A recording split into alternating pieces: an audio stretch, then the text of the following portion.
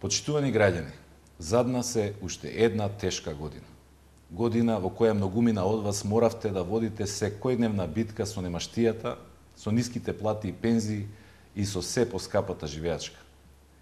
Сиромаштијата и невработеноста достигна рекордно ниво.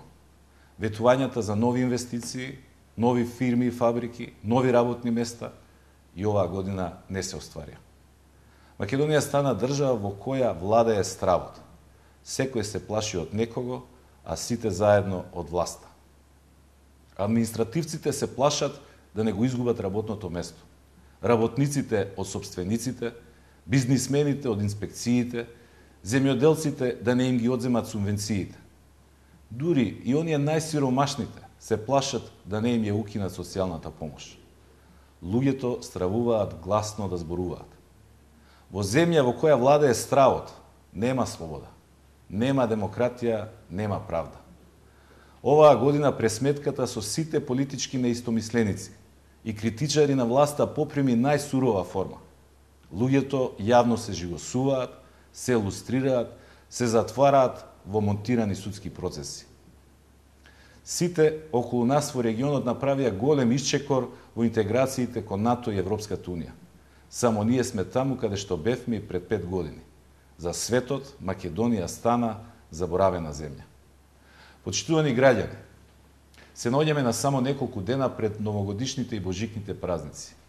Ова е период во кој вообичаено си посекуваме среќа и изразуваме надеж дека работите ќе тргнат кон подобро.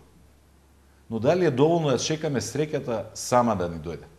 Дали е доволно да се надеваме дека добрите работи ќе се случат сами од себе? Проблемите во кои живееме не се наша судбина од која нема бегање. Се може да биде поинаку. Се може да биде подобро. Силата и моќта да се сменат работите се во ваши раце. Ова е ваша земја. Вие и никој друг одлучувате каков живот ќе живеете. Првиот и најважен чекор е да се охрабрите, да проговорите, да им се спротивставите на лагите со кои не бомбардираат секој ден. Да кажеме стоп за неправдите што ви се случуваат, за заканите и притисоците што ви се упатуваат, за расипничкото и криминално трошење на вашите пари.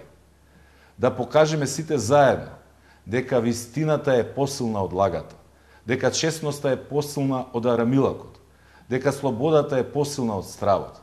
Да покажеме и докажеме дека народот е посилен од власта.